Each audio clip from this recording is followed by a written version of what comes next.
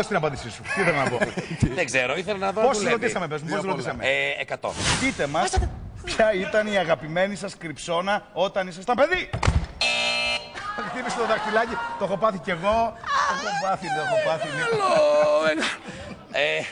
Ντουλάπα. Για να δούμε, η ντουλάπα είναι μέσα στις απαντήσεις. Ναι! Κάτω από το κρεβάτι. Ένα πάγο παρακαλώ στον Νίκο και ναι, είναι δημοφιλέστερη. Στη Σοφίτα. Πού μένατε. Σιγά στην έπαυλη, στο στάβλο, στα άλογα. Εντάξει. Δεν τραγικό. Στο πατάρι. Το πατάρι είναι, δεν είναι το πατάρι. Πίσω από την κουρτίνα.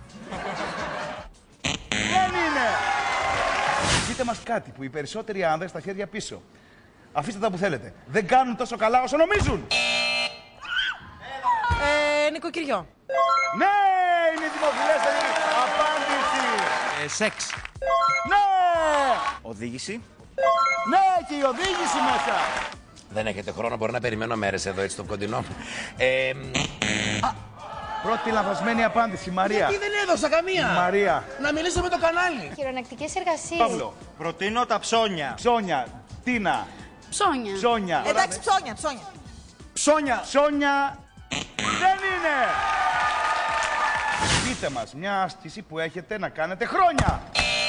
Κατερίνα, άρχισες. Κάπως τη βοηθάνε, Χρήστο, κάπως της λένε τα πράγματα. Hula hoop, παρακαλώ. Yes! Push-ups. Push-ups. Και είναι μέσα. Διάδρομο. Διάδρομος. Μαθηματική εξίσωση. Δεν είναι μέσα. Διαίρεση. Δεν είναι διαίρεση. Πείτε μας πιο σύντομο μήνυμα στέλνετε πιο συχνά με το κινητό σας. Τι κάνεις? Τι κάνεις? Ναι, είναι μέσα. Καλημέρα. Καληνύχτα. Καλησπέρα. Ναι. Κανένα. Απάντηση έκπληξη. Κανένα. Ναι, είναι μέσα. Είναι μέσα.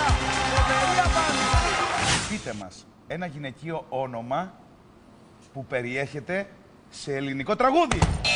Κωνσταντίνα. Μαρία. Μαρία.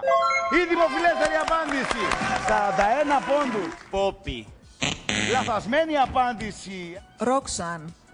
Είναι λαθασμένη απάντηση. Δημητρούλα μου, γεια σου. Μαργαρίτα. Ρίτα Ριτάκι. Κι εγώ Ριτάκι θα έλεγα. Δήμητρα. Δημητρούλα μου, γεια σου. Ναι,